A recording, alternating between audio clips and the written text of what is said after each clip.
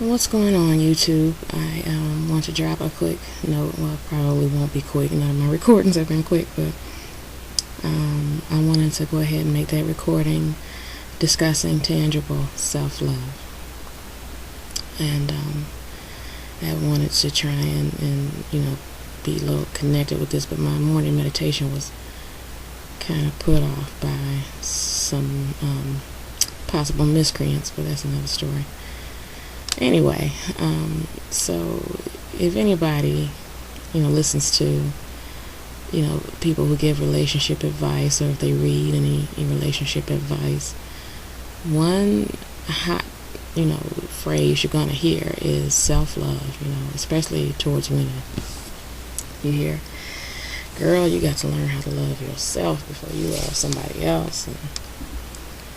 And I always wondered, what does that mean?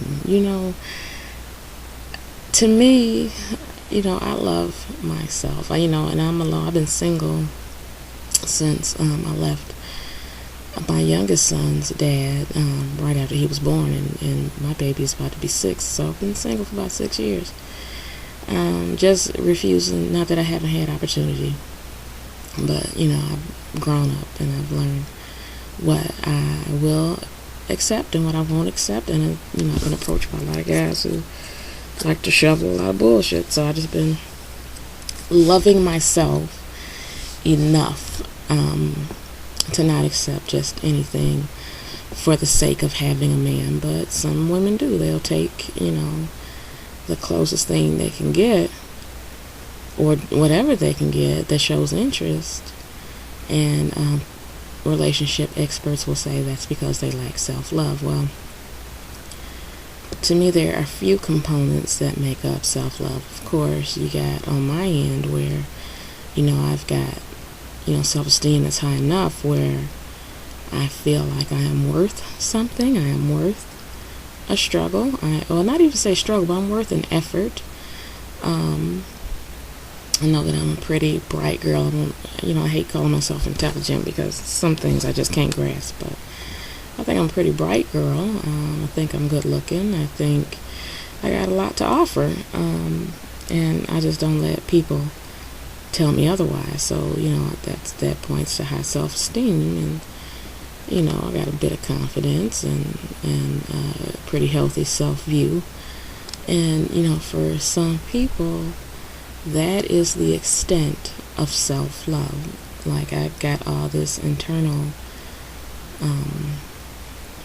positivity, good energy going on, towards myself, within myself, and that's it. And to me, while that is very good and it's a good start, it's like, how do you then show this in a tangible sense?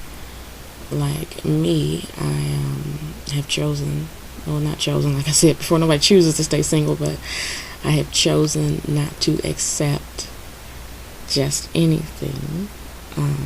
I have certain standards, and I stick to them. I stick to my guns, and I think that's how you can show self-love in a tangible sense. You have to take all of that self-esteem and self-confidence and positive self-view, and you have to put it to work. And that's what I say by self-love in a tangible sense. You gotta use it so that it can be measured and folks can see that's what you really have going on. Because I know some folks who do have self-esteem and a high self-view of themselves, but yet and still get with people who do not have the same view of them and do not treat them to the level of where their self-esteem and confidence lies. So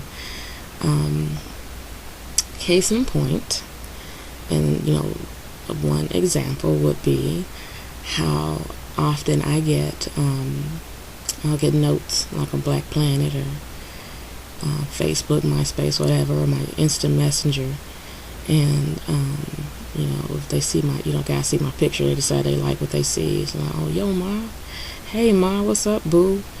You single?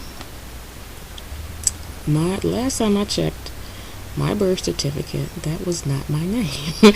And I don't allow men to address me by by other things other than my name, I should say. There was this one guy. I mean, I could tell he was obnoxious anyway, and he saw me on one of those sites and was like, "Oh, I looked you up. I can't believe I've been on your friends list and I haven't hollered at you. And so what's going on with you, boo?" And I very respectfully told him, I don't allow men calling me boo.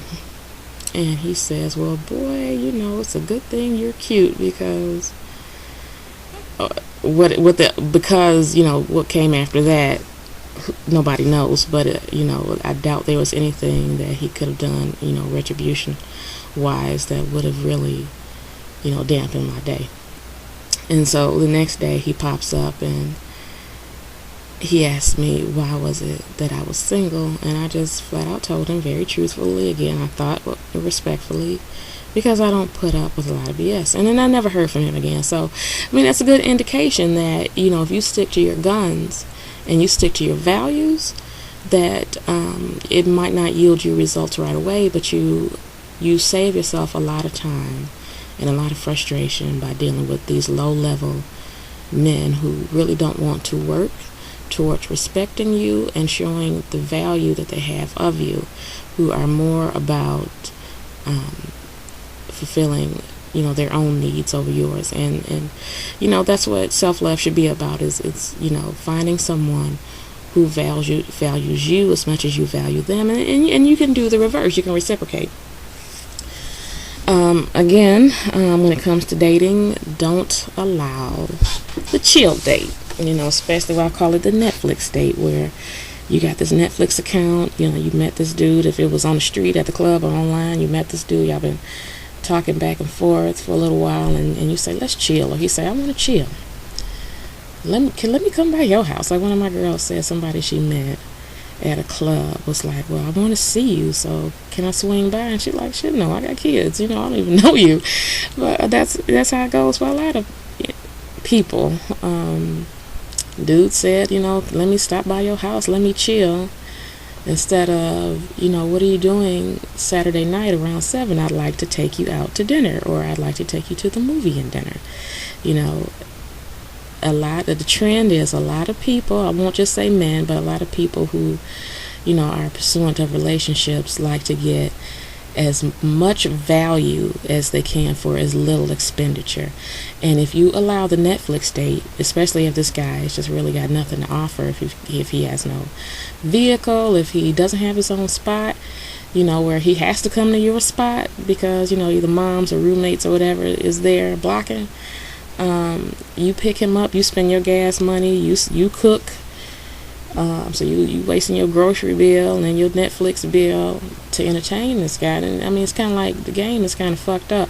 And not to say that this date isn't acceptable, if you guys were to turn out to have a serious commitment later on down the road. I mean, it don't have to be all pretense and hoity-toity, French meals all the time. But at the beginning of a relationship, we really need to start making these people put forth an effort. And so that's another display, I think, of tangible self-love, is making people realize your self-worth and what it takes to get you to become interested. And that includes, expending a little change, just spend a little time, and have some good conversation while you're at it. Try and see where their head is at, and not giving it up too soon. That points to low self-esteem. Sometimes, I won't say all the time, but sometimes, when you just dead set on thinking that your pussy is gonna, get this dude, it's gonna make him fall in love. Well, I got a friend who he loves sex, boy, and he screws everybody, and he will tell these chicks in a minute, it's nice. It ain't nothing I ain't never had before. So, stop thinking that your stuff is so good that's gonna keep him to stay. So I'm hitting up on 10 minutes, so I'm gonna wrap this up. But tell me, you guys tell me what you feel about, displays, what you can do to display tangible self-love. And if you agree with what I said, if you don't agree, as always, try and keep it respectful, because I'm sensitive as hell and I'll get pissed off. But let me know. Let me know here on the tube. Send me an email. It's going to be in the box. And I hope to talk to you soon. Ciao.